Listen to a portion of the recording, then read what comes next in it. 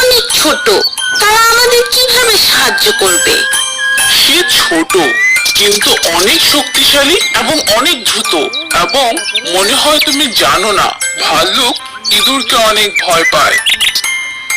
তাহলে তো ইঁদুরকে ডাকা দরকার। সব প্রাণীরা ইঁদুরের সাহায্য নিতে রাজি হয়ে গেল। পরের দিন দুপুরবেলা যখন ভাল্লুক আরাম করে রোদে বসেছিল, তখনই ইঁদুর সেখানে গিয়ে তার উপর হামলা করলো। চলো বন্ধুরা, এখনই একে শাস্তি দিই। ইঁদুরেরা ভাল্লুকের উপর উঠে গেল। কেউ তার কান টানতে লাগলো, কেউ তার লেজ টানতে লাগলো, কেউ তার পেটে জোরে জোরে লাফাতে লাগলো। ইঁদুর, আরে পালাও, আরে সরো সরো, আমাকে যেতে দাও। এই এই তোমরা কোত্থেকে এসেছো? আরে বেড়াল, আরে শিয়াল, তোমরা কোথায়? আরে সবাই কোথায় গেল? আরে এই ইঁদুর এখানে কে পাঠালো? কিভাবে এখানে আসলো?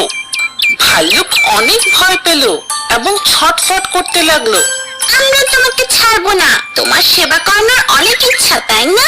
আমরা তোমার প্রতিদিন সেবা করব। কি বলো বন্ধুরা? হ্যাঁ, অবশ্যই করব, প্রতিদিন করব। বেচারা ভাল্লুক অনেক ভয় পেয়ে গেল। আরে আমাকে ছেড়ে দাও, আমি আর এমন ভুল করব না, কাউকে বিরক্ত করব না, আমার কোনো সেবা চাই না। তোমরা যাও এখান থেকে, তোমরা যাও। ওয়াদা করো যে কখনো কোনো প্রাণীকে এভাবে বিরক্ত করবে না, কাউকে দিয়ে তোমার সেবা করাবে না। আমি ওয়াদা করছি, আমাকে ছেড়ে দাও, আমাকে যেতে দাও। যাও এখান থেকে, লাফানো বন্ধ করো। আমরা তোমাকে ছেড়ে দিচ্ছি, কিন্তু তুমি আর কাউকে বিরক্ত করবে না, কখনো কারো উপর রাগ দেখাবে না, আর কখনো নিজের কাজ অন্য কাউকে দিয়ে করাবে না, আর নিজের সব কাজ নিজেই করবে।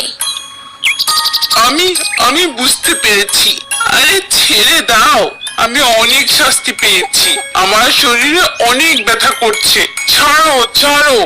আর এইভাবে ভাল্লুককে ইঁদুররা ছেড়ে দিল এবং ওয়াদা নিয়ে নিল যে ভাল্লুক আর কোনো প্রাণীকে বিরক্ত করবে না। পিঁপড়ের শিক্ষা। এক পিঁপড়ে গাছের নিচে বসে বিশ্রাম নিচ্ছিল। সেই গাছে এক কবুতর তার বাসা বানিয়েছিল। হঠাৎ পিঁপড়ে কবুতরকে মজা করে বলল, তোমার বাসা কত শক্ত, এটা ভাঙা ডাল দিয়ে বানিয়েছো, এটার কোনো ছাদ নেই এবং খারাপ দেখায়।